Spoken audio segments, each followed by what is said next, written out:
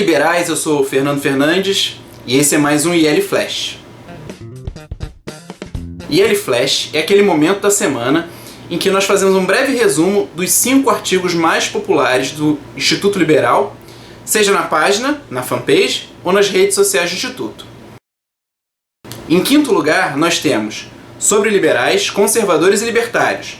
É tempo de perdão e tolerância, por Adolfo Saxida. O Saxida, nesse texto, ele antecipa toda a treta mega bombástica que teve no Facebook na última semana. E ele apresenta uma ideia muito interessante, quer dizer, ele começa com uma crítica a essa atitude maluca, todo mundo querendo ser o true, o verdadeirão, o bonzão da internet, entre liberais, libertários e conservadores. E ele sugere que a gente tem que ter uma atitude mais proativa com relação ao trabalho e ao discurso. É a união dos convergentes contra os antagônicos, ou seja, aqueles que defendem a sociedade aberta, lutando contra aqueles que tentam nos tiranizar. Em quarto lugar, os comunistas do movimento Passe Livre ameaçam novamente, por Paulo Eduardo Martins. Primeiro, é muito bem-vindo, Paulo, o novo diretor do IL, né? O diretor de Relações Institucionais. E nesse texto, o Paulo aborda o que é o movimento Passe Livre. E o que ele não declara, né? Eu vou fazer uma leitura breve.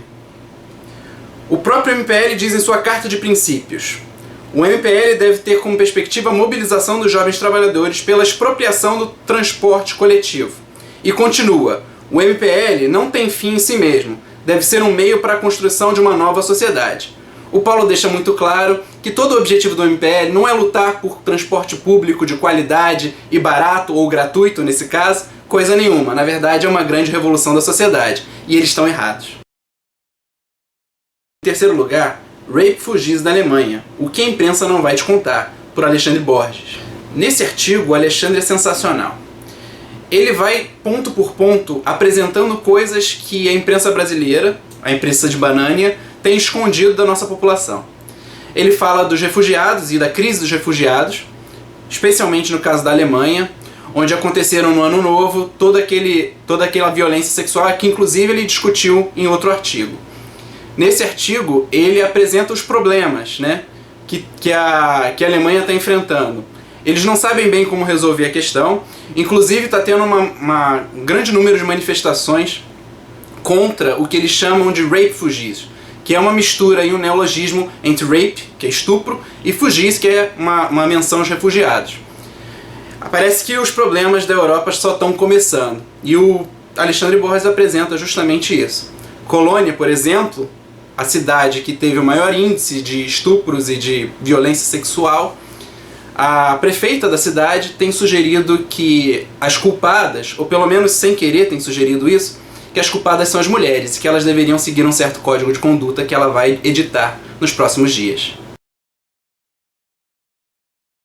E em segundo lugar, sobre a proposta de tabela de imposto de renda do PT por Bernardo Santoro.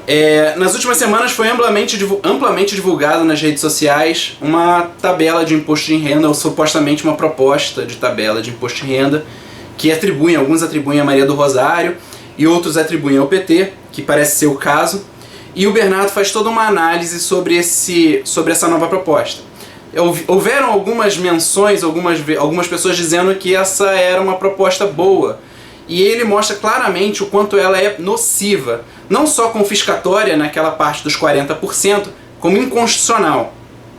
É claro que a gente precisa de uma reforma tributária, ninguém tem dúvida disso. Mas uma proposta vinda do PT só pode ser uma coisa muito ruim.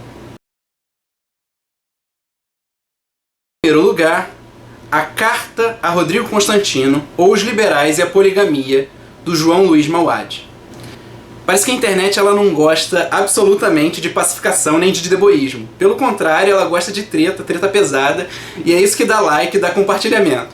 E esse texto do Mauad acaba servindo a esse propósito, indiretamente. Ele dá uma resposta muito polida e muito clara ao Rodrigo Constantino sobre o texto dele referente à poligamia, que foi publicado nos jornais. E ele apresenta a seguinte tese, que ser liberal não é apoiar a libertinagem. Um liberal radical, um liberal de fundamento, de raiz, ele pode muito bem defender a família tradicional, ser contra as drogas, ser contra o casamento homossexual, prostituição, eutanásia, pornografia, poligamia e ainda assim ser um liberal, porque a proposta liberal é o ceticismo, ou seja, é um ceticismo com relação ao Estado, na verdade. Ou seja, que o Estado ou que legislações possam impor uma boa vida ao indivíduo, quando na verdade a liberdade tem que ser defendida para o indivíduo e pelo indivíduo. Esses foram os 5 artigos da semana, publicados e mais compartilhados, mais comentados nas nossas redes sociais. E não esqueça de buscar o Instituto Liberal nas mídias sociais. Curta esse vídeo, comente se você gostou, se você não gostou. Apresente seu feedback, é muito importante pra gente o feedback de vocês. Busque o Instituto Liberal nas redes sociais e até logo. Um abraço. Em primeiro lugar, Refugees da Alemanha, o que a imprensa não vai contar. Vou cortar.